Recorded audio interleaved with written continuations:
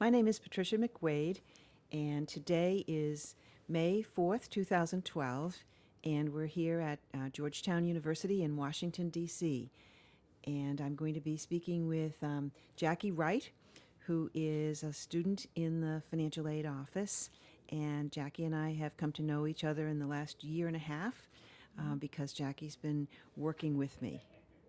Oh, okay. Oh, my name is Jaclyn Wright, and I'm a senior at Georgetown University. Today is May 4th, 2012, and we're at Georgetown University in Washington, D.C., and I'm having a conversation with Dean McQuaid, who I've worked under her for the past year, but we kind of have a mentorship relationship, with her obviously being my mentor.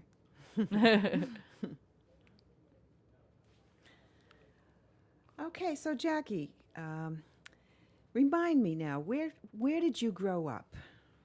I was born in Kiko Harbor, Michigan, and then when I was 6 years old, my parents divorced, and I moved with my mom and my three brothers to West Bloomfield, Michigan.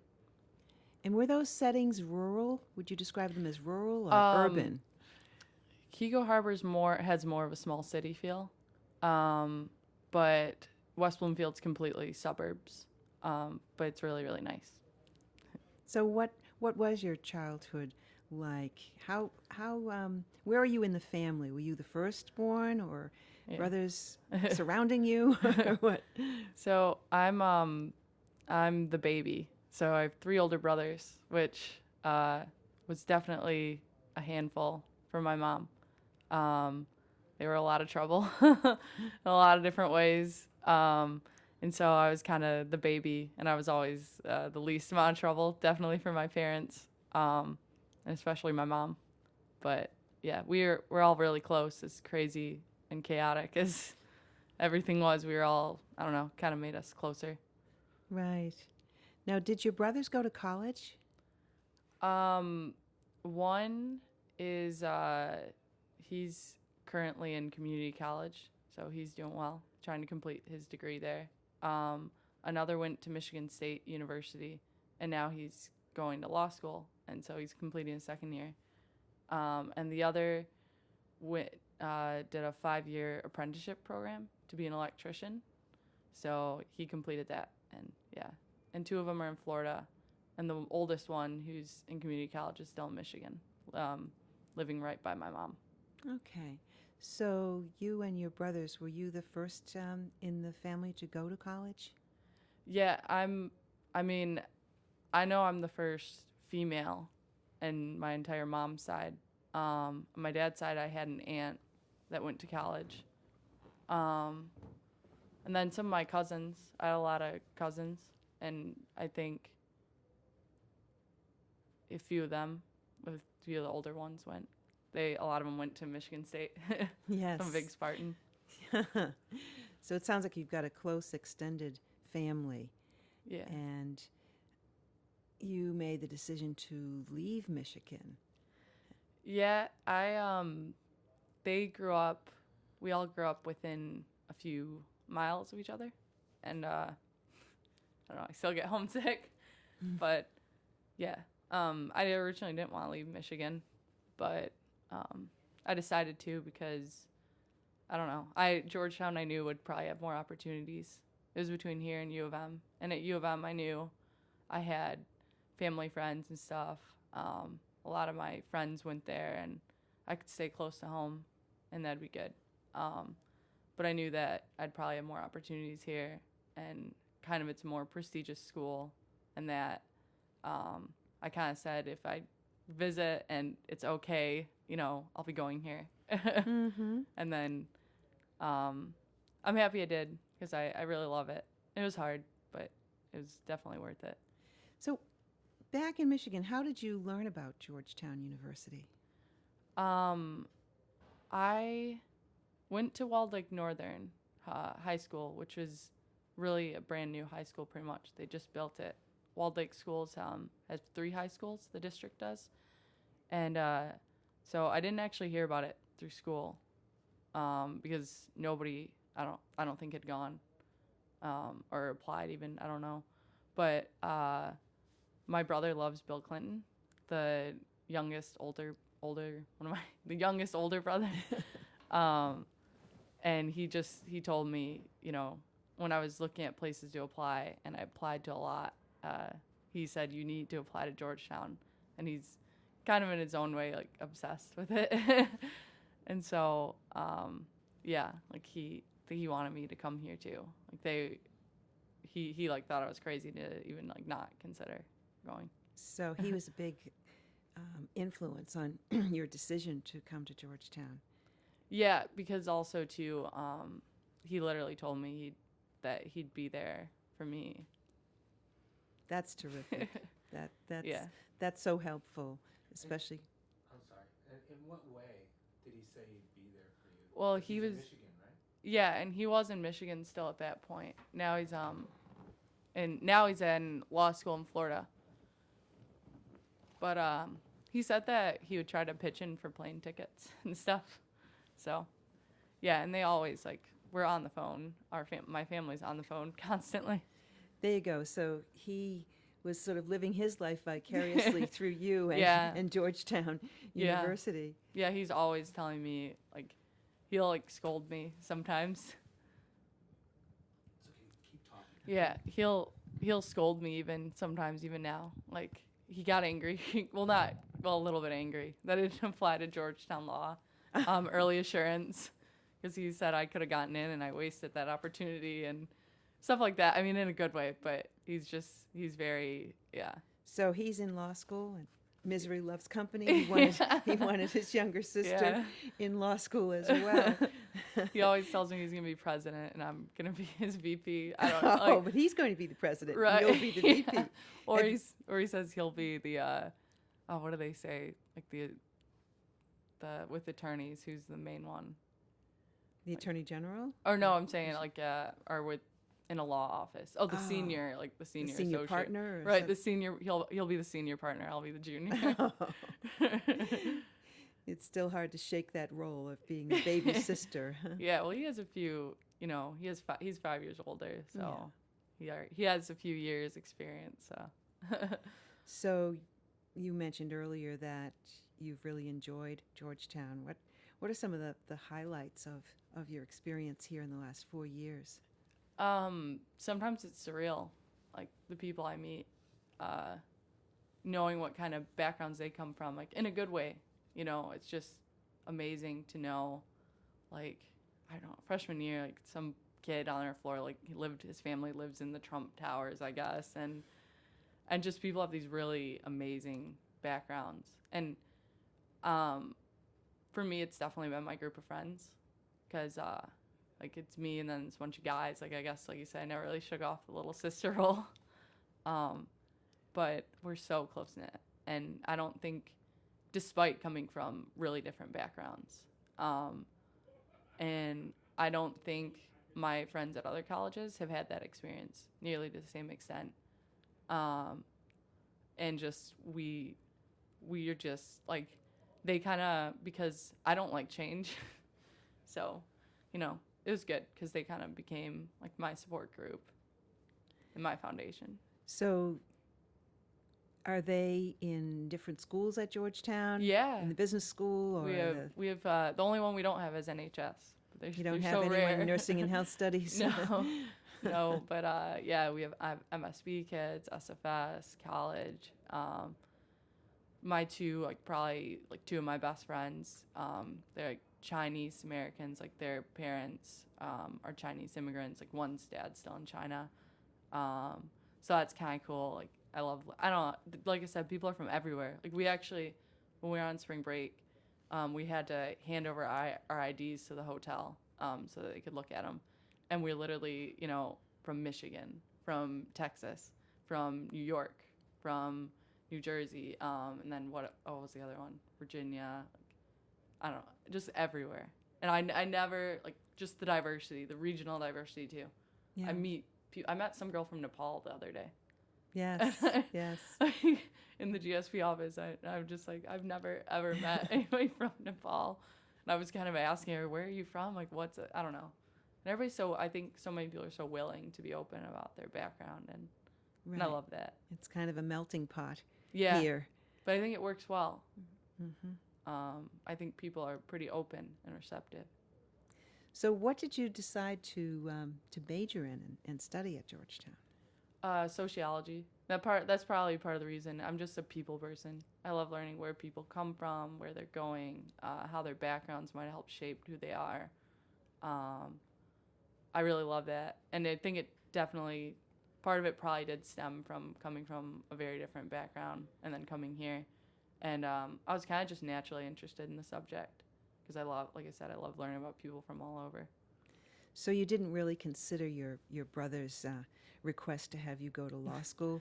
Was law school ever in your? Yeah, when I was younger, and I guess it's not completely out of the cards yet, but I don't think I do want to go. But I definitely, when I was little, before I had any kind of idea of where I Sure. was going. Yeah. But doctor, lawyer, Yeah. teacher. Right.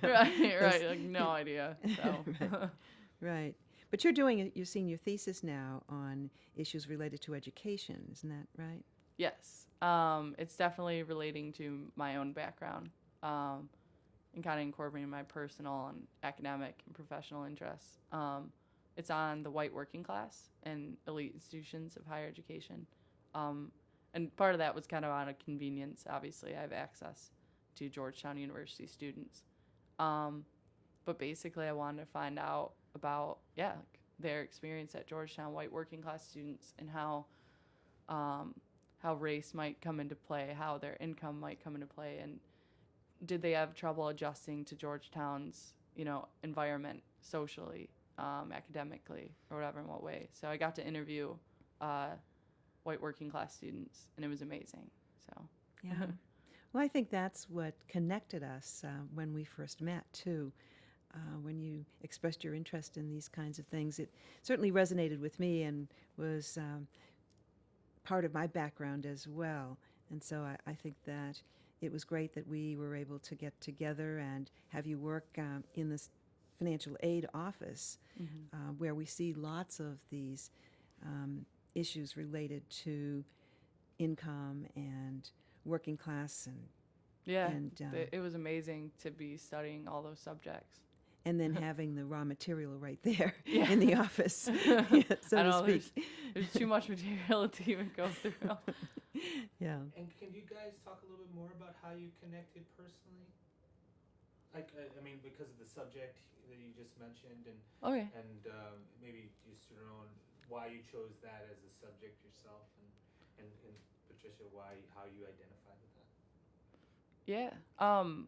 I chose it. A big part of it's my involvement with GSP, which I think we'll go into greater detail about later. And one of the things I absolutely love about GSP is that it's a very unique merit within need initiative, as opposed, there's need-based initiatives and all these different kinds. But something that I loved about GSP was that it was so inclusive, and that I think, and what I did find in my thesis work is that a lot of these white working class students were facing many similar problems adjusting to a college environment, say as a minority student from a similar income. And then I think, and I did find this too, in higher education, dialogue and literature, it's very much a demographic that tends to be overlooked. And so I really, and unfortunately I didn't get to delve into GSP as much as I'd wanted to in my thesis. I could have written 75 to 100 pages. But I just really think that it's amazing that there's an initiative that can be so inclusive and kind of meet the needs of everybody and try to. What I found actually is that a lot of the people, the volunteers or the people who've created it, when I asked them, because I'm curious, I'm like, why do you want to give so much? Why, not in a confrontational way, but just what do you get out of it? What and everything. And a lot of the people actually, kind of how you touched on it, said that they came from backgrounds. They were the first in their family to go to college, and it was this idea of giving back. So I don't know, I can kind of see that. Yeah, well, GSP, those letters roll off of our tongue, and it's kind of a misnomer in a way. It stands for Georgetown Scholarship Program, but when we first decided to do this GSP um, program, it was because we were losing a lot of the students we most wanted to attract to Georgetown because our competitor schools, certainly the Ivies and places like Duke University, were offering students a financial aid offer that included very little or no loan in the financial aid package. And so we felt that we needed to do something similar, but we didn't really have the money. So we decided to fundraise. And the first year, we raised enough money to offer 50 students what we call loan relief, so that they graduated with much less loan to repay than they otherwise would have at Georgetown. And that immediately improved the yield, that is, the number of students who were able to accept our offer and come to Georgetown. So we did that for a couple of years, and we're very successful in raising the money. But we very quickly realized that we had such an opportunity to put together a program that was more than the money, because in our efforts to recruit students who were first in their families to go to college, we found that there were opportunities for us to learn from them and for us to be able to help fill in the gaps and some of the missing pieces. You know, and I always describe, for example, I never knew what a Rhodes Scholar was, and I thought maybe they were on the road, but so some of these things that higher ed sort of takes for granted, and some of the students whose family backgrounds have had higher ed in it for years and years, they really know intuitively what all of this is about, whereas others who didn't come from that opportunity don't. And so we set up this program that now has over 430 students in it, and next year over 500 students. And Jackie, you'll be graduating from GSP, but if you want to just say a little bit about what you most valued. I know you talked a little bit about it previously, but what you most value about your GSP experience, and if what I've said sort of makes sense, or Yeah. Well, just quickly on the financial part, $12,000 loan relief, because it replaces a $3,000, what would be a $3,000 loan every year. To not have that burden on your back, I mean, is just an amazing relief. Because I do have I have other student loans, and sometimes I'll think if I had 12,000 in additional loans, like, I mean, it's so scary because you're hearing all these statistics about unemployment, default rates, or I don't know. And so I'm saying, like, financially that's really important, I think, but it's a lot more than that though. For me, when I came here as a freshman, the program wasn't quite as developed. It's really grown since then.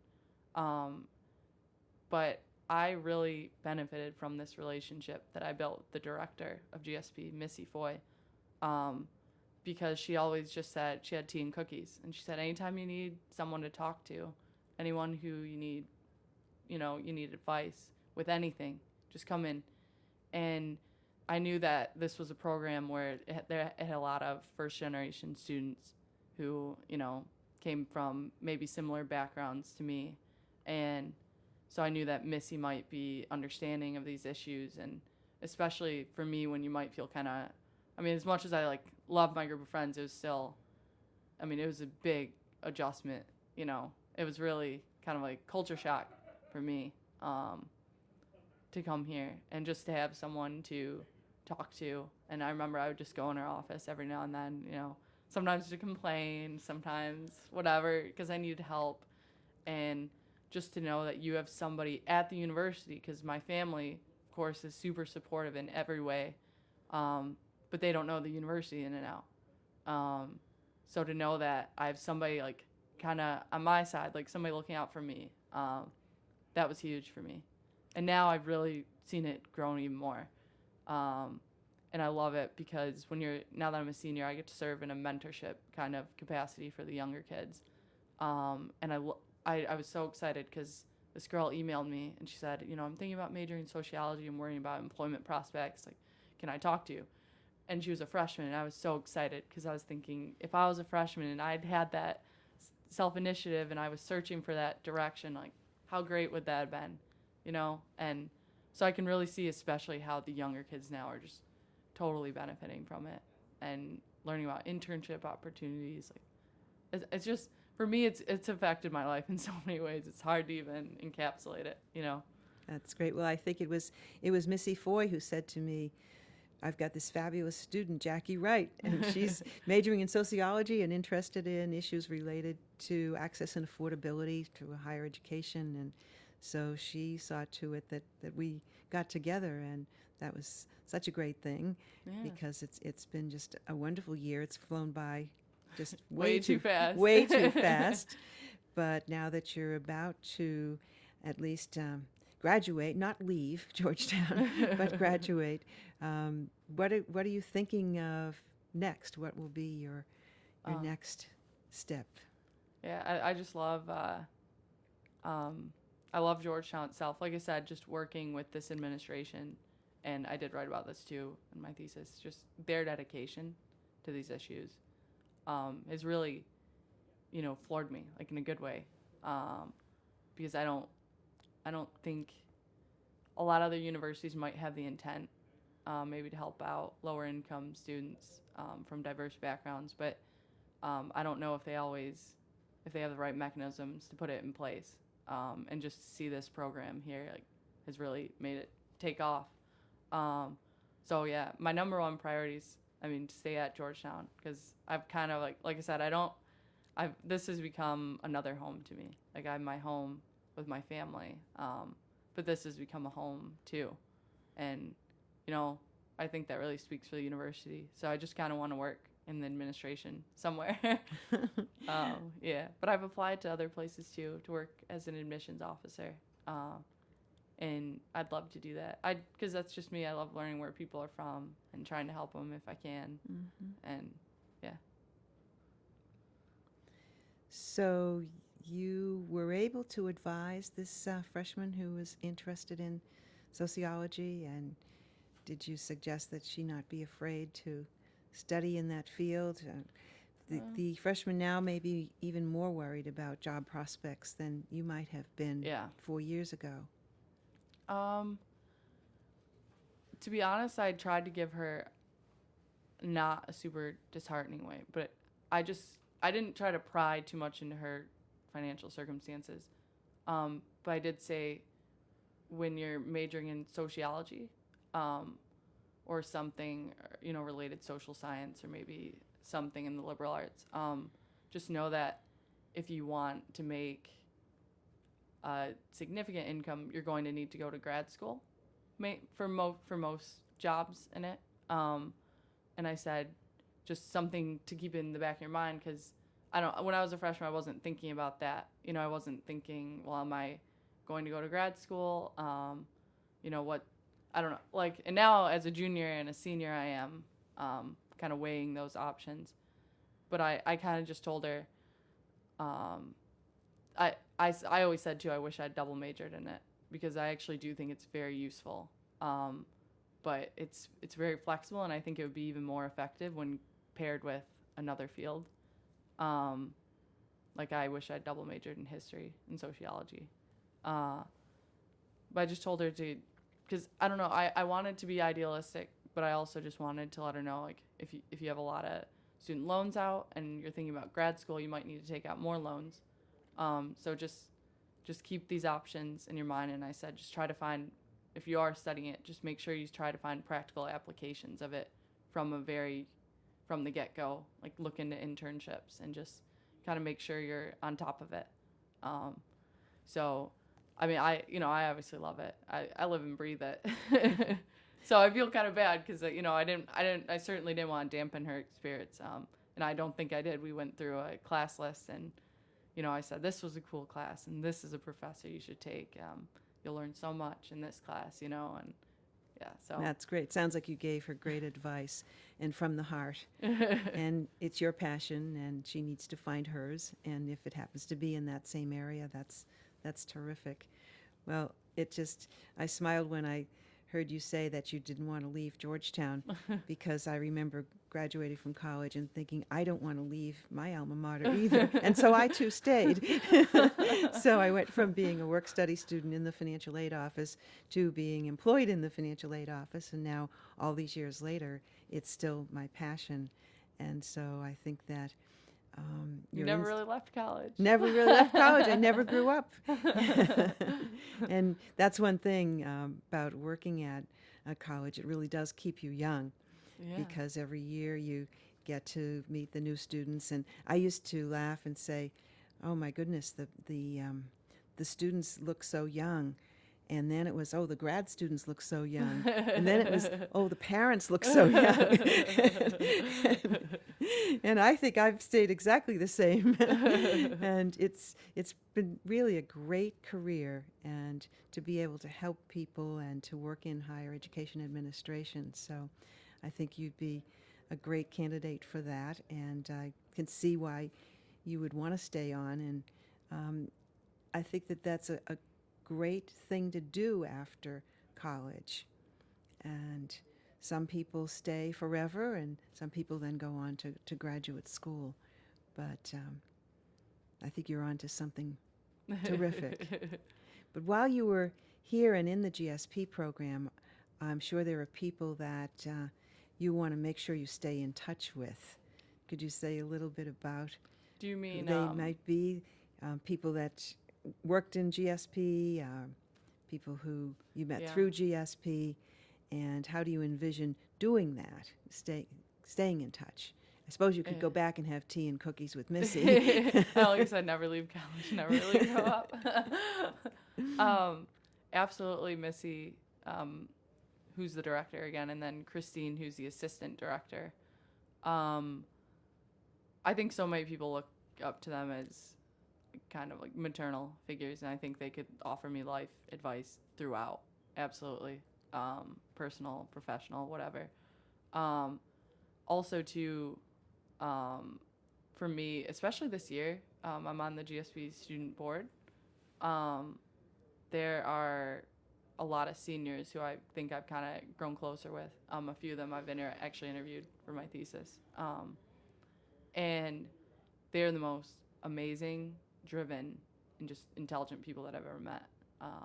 And I feel so proud of their accomplishments. And so I know that I absolutely want to stay in touch with them. And their involvement with GSP too, we have that kind of that mutual interest and passion. Even though, they're going in all different sorts of fields, medicine and, law, but yeah, I think, and now I know we have the alumni continuing to serve network, so we're kind of building that up. And so that'll be easier to stay in contact with people like that. And also, I think we'll always have like the Georgetown connection to each other, no matter where we go. I really think this will be true. But on top of that, the GSP connection. And it's cool because, we've gone through all of this together kind of in a way. Like, yeah. And like my friends, the Christie twins and stuff. The Christie twins from Norwood, Massachusetts. Yeah. There's some... Being from Massachusetts, I was so happy to see that they were both coming to Georgetown, and it seems like yesterday, and now they're graduating. I know. That's why I love their Saudi accents and everything. I don't know why. I just think I like learning about, I don't know, people from all over. That's great. That's the sociologist in you and the anthropologist. Yeah. Yeah. Wow. So you said you were on the GSP board. Mm-hmm. What did that entail? I was on it 2 years. My junior year, I was the student donor. Or the title was really confusing. They've changed it since then. But student donor alumni liaison. I feel really embarrassed. I'm just I forgot the title right now. but what I did was that one, my role wasn't as involved at that point because, like I said, the program's constantly evolving, expanding, changing in different ways. And so at that point, even the student board, that was just last year, that I don't think there was as defined what their role was. But what I did was we did a Christmas thank you card party for the alumni and donors. It's kind of confusing because a lot of the donors happen to be Georgetown alumni. But anyways, what I took away the most from that position, what I gave the most to that position, is we had I had a GSP alumni roundtable. So we invited recent GSP graduates, and from a variety of industries, and we had them come to Georgetown. And then I had GSP students kind of indicate which of those career fields or whatever, some of them were in grad school, that they were interested in, and then I had them sit down together, and the GSP alumni give the current GSP undergrads advice, just kind of where to go, answer their questions, because I think that's really important. It's the mentoring thing. It's that guidance, and it is true, like, coming from a background where college isn't, it's not the norm or whatever, it's so important to have that. And the younger you get kids, the better, I think. Mm-hmm. So, yeah. Oh, and then this year I was community outreach chair. So just community service events, basically. We did Relay for Life, raised money for that. That was fun. My favorite event was me and Alex Frawley, who's the president. We went to WJA. And I had to do this partially because I have got this scholarship called the Gilman Scholarship for Study Abroad. But we did this presentation on study abroad for these middle schoolers at this private Catholic Jesuit school. And they're from low-income backgrounds, too. And we just talked about study abroad because I wanted them to get to think college is more than just you need to go to college to get a good job. It's look at all these amazing experiences. And so me and Alex talked about, France and Ireland, and told stories about our other friends who'd gone all over the world, South America and everything. And it was so great because you could just see the bulbs going off in their head. And I began telling them, well, when you go into high school, like, think about languages. Maybe you want to learn Spanish or French or German or whatever, or anything else your school offers. It was actually it was adorable. But on top of that, and we were saying, where do you want to go in the world? And they were saying Japan and Ecuador, and it was just really exciting. And it's so rewarding, and you feel so uplifted when you do things like that. Yeah, I literally felt like I was on a high after I got back from there, me and Alex, and we were just talking about how great it was and how those kids too, they really, really come from rough backgrounds, and it's humbling actually to be around them. Because, I could say I'm working class or whatever, but, these kids, the program director who works at the school was telling me about how some of them, they have their high school application. Some of them are applying to go to, a good high school on scholarship, and some of these kids don't even have $50 for the application fee. Mm-hmm. And their families don't even have anybody who they can go to ask for that money. And so they'll go to the program director, and he said he's even given it out of his own pocket, just anything he could do for these kids. Yeah. And that was so touching to me. And like I said, I realized just how little these kids had, how hard they were working every day to build their futures. So. Right. Well, I just was at a press announcement from the college board when they put up this new website called Big Future. And they had several high school students there, one girl and one boy. And they were just incredible, really so self-motivated and working with their high school guidance counselors and all. But the questions that they'd ask, it just was so revealing about how many things they just didn't know.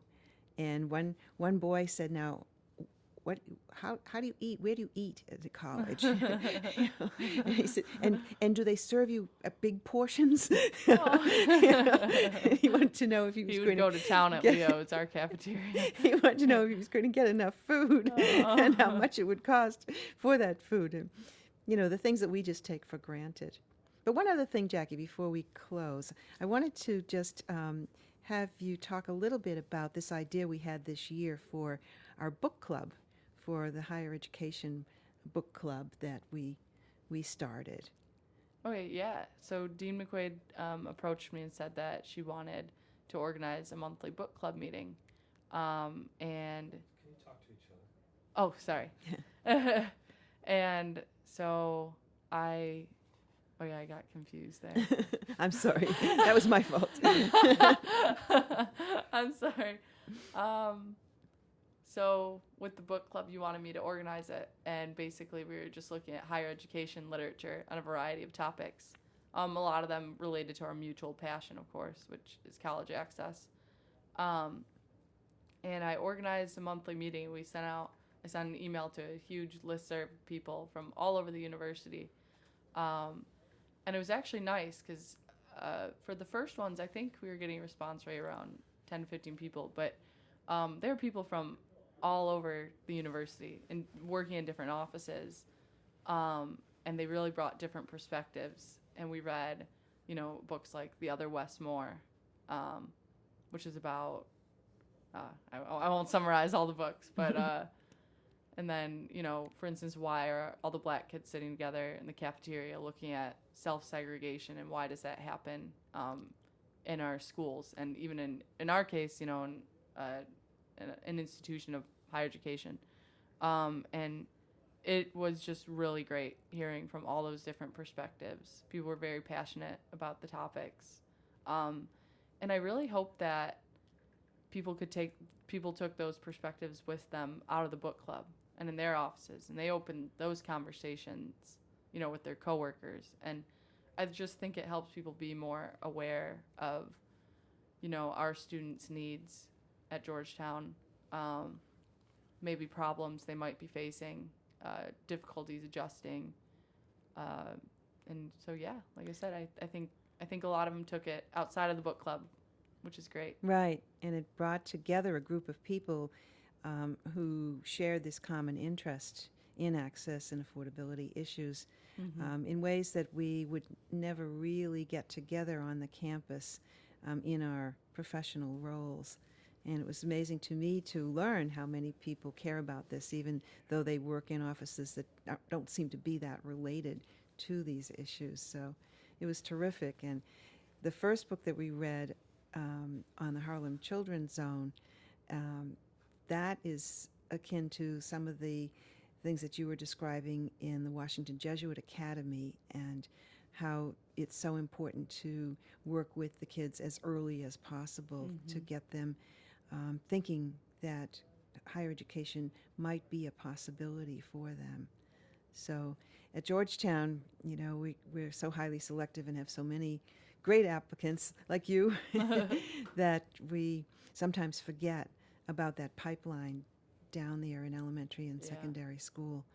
So the more that we can do about that going forward, I think is great. And as you shape your career, that's something that I think you'll want to continue to think about, that education continuum.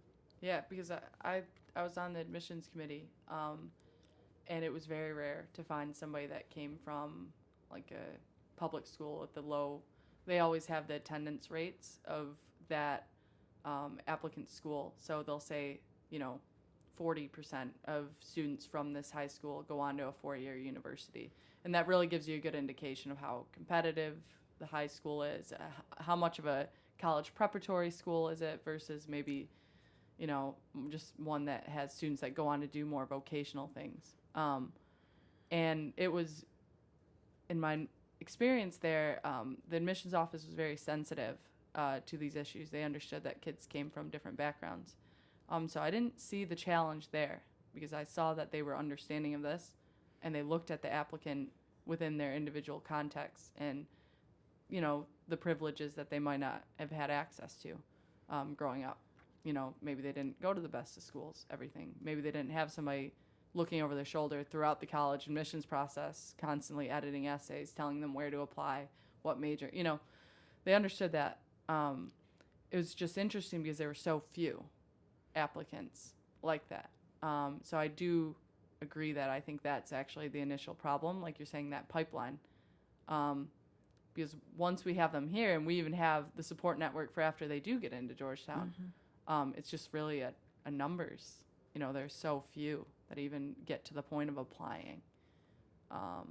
So that's something that I definitely, I don't know. It's just like at my school, nobody was saying apply here, apply there. It was all just kind of individual.